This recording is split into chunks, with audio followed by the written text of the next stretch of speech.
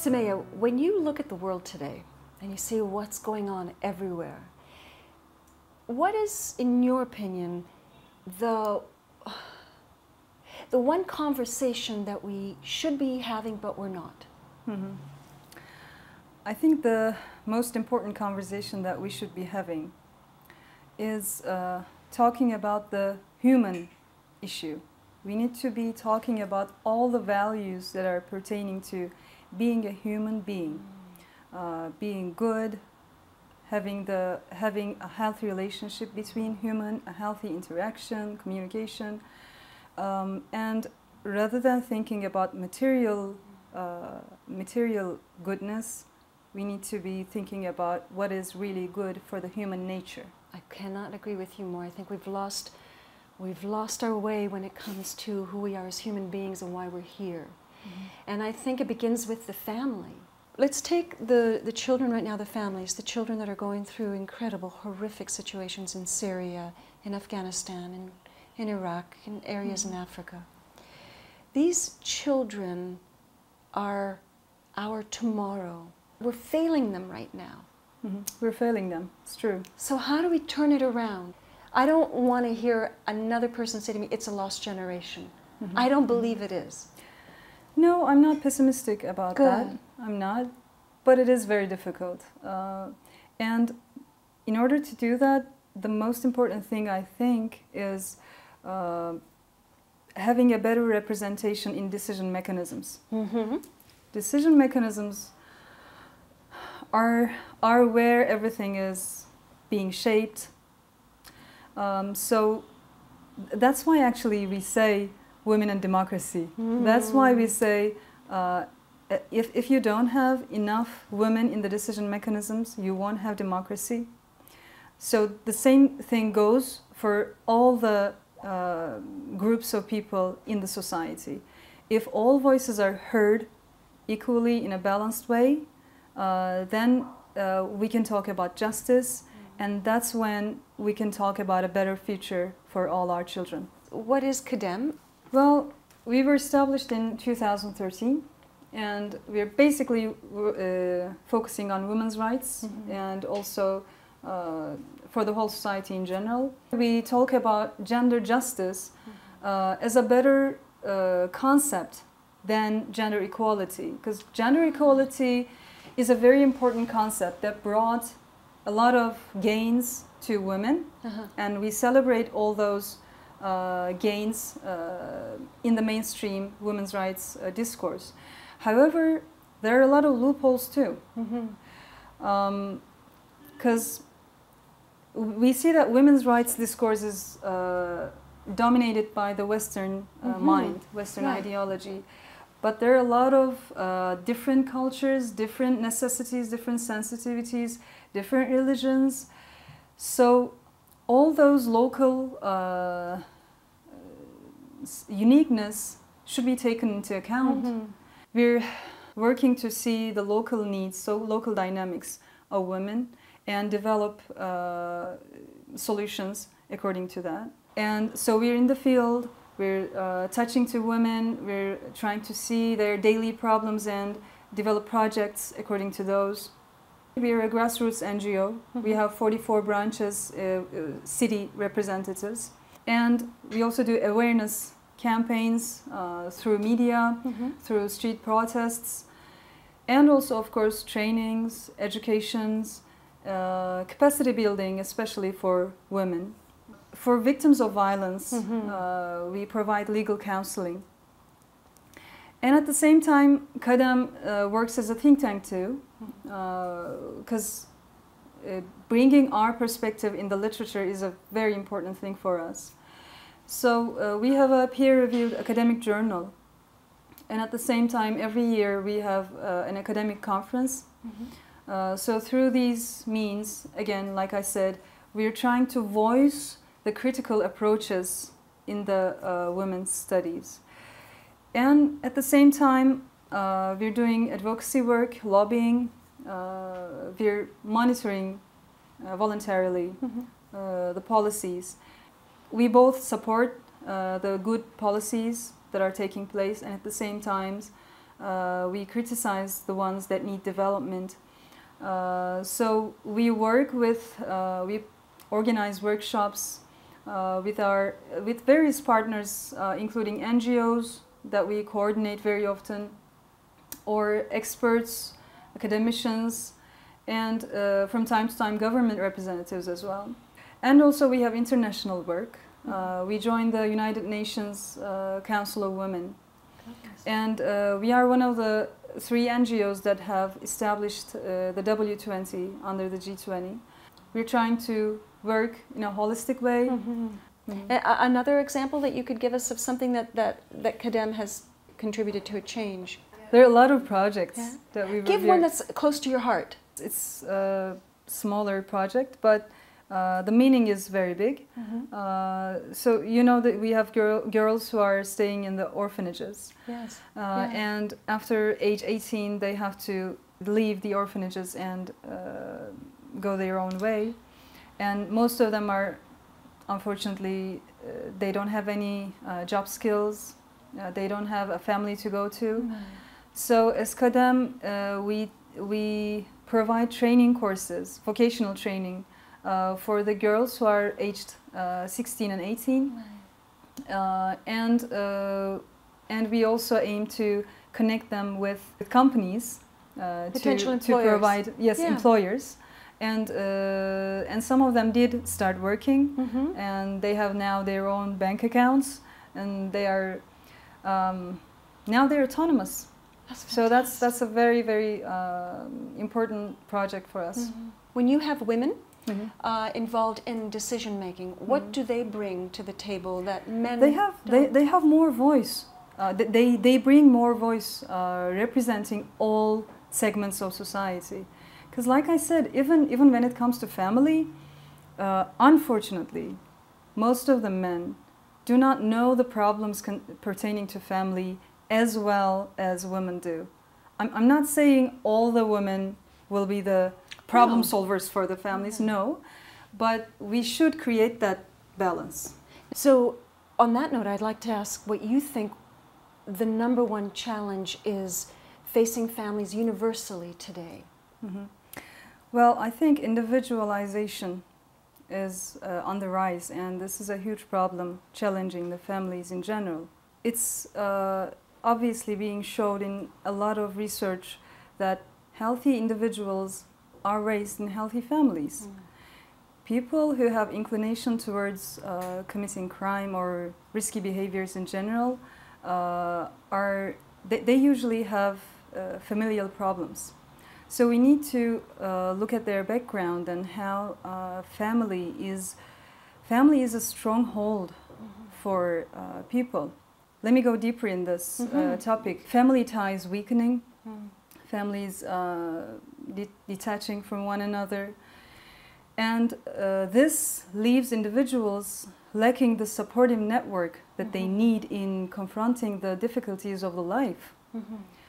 And secondly,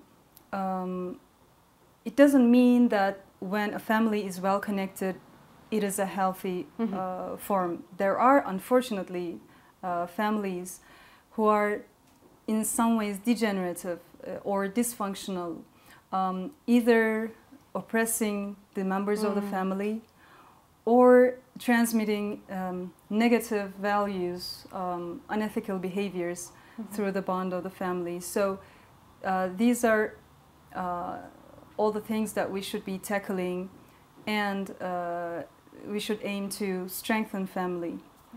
How does media affect our modern day family? Media could play a very important role in supporting families, and to some degree it did, especially in the past. I think it was doing this more. But unfortunately today we see that there's a disproportionate coverage of either individualistic lives or, on the other side, dysfunctional families. So we see families that are breaking up, families where there are, I'll call it, unethical, unconventional relationships. So I see this as an attack on family. We need to have a change, a huge change in the mindset of the people who are decision makers in the media. Now, you're a mother. Yes. And you're also a professional woman. What do you bring every day when you come to work because you're a mother? What are the things you think about that a man wouldn't? Well, my vision about being mother is closely related with the work that I'm doing here in Kadam. As it's a very hot topic. A woman, her relationship with the family and her status in the society. I've been taught like biographies of strong women such as Hazreti Khadija, Hazreti Aisha, or look at the Islamic civilization, Shifa Hatun, Fatima al-Fihri. These are all strong figures that added a lot to their society and to the human civilization in general. And they were active. They didn't only stay at home. So, and I look at the Quran, I look at the Hadith. Of course, I'm not an expert, but what I see is there aren't much red lines as to what a woman should do. And also, personally, again, going back to my childhood, I saw a family where, for example, my mother treated the same way to me and my brothers. We didn't have much traditional codes in that sense. Or I saw my father who encouraged me to go abroad to study in a time where a lot of the fathers I saw around wouldn't even think about doing that. And I had to do that actually because there was a hijab ban those days in Turkey. Otherwise, I wouldn't even imagine studying abroad. But since I didn't want to take off my hijab, my father was the one who opened the way to me to study abroad because he knew the importance of me developing myself. But when I came back and entered the real life, I see that there are two narratives. One is the traditional narrative, and the second is the Western-dominated narrative. In the Western one, if you look at all the women's rights studies, discourse, you will see that the only way for a woman to be autonomous, to be strong, is to work, have a good career, and the family responsibilities will block her development. And secondly, on the other way, the traditional narratives, and not all the traditional narratives, by the way, partly told that taking on the family responsibility is a very important thing, and if you go outside of the home, if you are active in the social life or in the work life, that will block you from protecting your family, and the responsibility is only on the women. And I see that neither of those reflected my understanding for the life, for the world. Here in Kadam, we believe that there's a middle path. There's a middle path, and I know that it is difficult to do this, but we need to find the ways to change, like I said, for example, the working hours, the urban planning, and all kinds of things that make it difficult for women to both protect her family and also be active in the social life. For example, in a society where family ties are weak, where a lot of the personal requirements are institutionalized, right, you will have different set of solutions for women's problems. But in a society where families are strong, the members of the family, including women, are finding a lot of their solutions in the family. They require different set of solutions. It cannot be the same. Why is it important that we have empowered women? How does that help our families and our society in general? Strong women, strong families, they support each other. So if you're a good mother, if you're an educated mother who is a good role model for the children in the family, those children will have a healthier, better future. And if the mother has her dignity, if the mother has her autonomy, she will have the self-confidence to build a better relationship with her husband too. And in terms of seeing a mother figure who is well empowered within her family, how does that make for a better society? Well, the children who are raised in a healthy family environment will be able to build a good society outside of family too. But if inside the family the children do not learn the healthy models of attachment, healthy communication, I know I use the healthy word so much, but they won't be able to build good working conditions or a good policy mechanisms outside of home as well. In terms of the Turkish family, how, what you just said, how is that affecting the Turkish family of today compared to the Turkish family of 50 years ago? I think it's there's a quite similar trend in all over the world. The only difference is that in Turkey, families are structurally very strong. It's a very basic part of our tradition to have a strong family, to have the respect to the family bonds. So I think that's one thing that keeps this nation strong in unity, despite all the crises that we're going through. What is the core? What makes up, when you say family, what is that one sentence you could use to define, interesting, to define family? The essence of a family is? Security. I can go on? Yeah? Give me three. Trust. And stronghold. And how do men fit into this? I mean, it can't be just women. The modern criteria of the times we live in are difficult for men too. And unfortunately, when we talk about the family, we take the men out of the picture. Yeah. When we try to identify what manhood is, Yeah. You can count a lot of words, and family and children, unfortunately, are usually not in it or coming to the back, you know. So we should find ways to put men and the fathers more into the familial picture, because as long as men only think about quote-unquote macro issues such as macroeconomics, international relations, you know, these kind of important issues, and as long as they see the family matters as, you know, not very important issues, we're not going to have a reform in empowering families. A family unity is only sustainable through love, compassion. And as Muslims, we can see this, we take our basic you know, criteria from the life of our Prophet. And we find that in our Prophet's life, he only showed love and compassion to the ones in his family, and he always respected their dignity, doesn't matter men or women. Even when his daughter came in and entered the house, he would stand up, greeting her, showing his respect to her.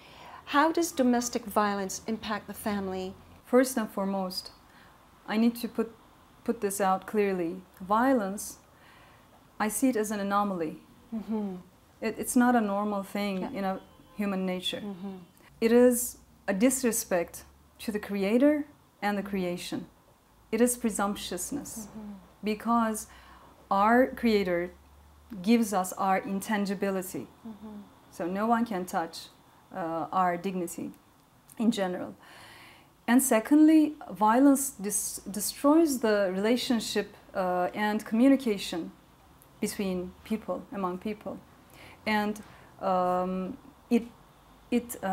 someone who resorts to violence is missing the dignity of human, and missing the compassion, and missing the respect that she or he has to have to people.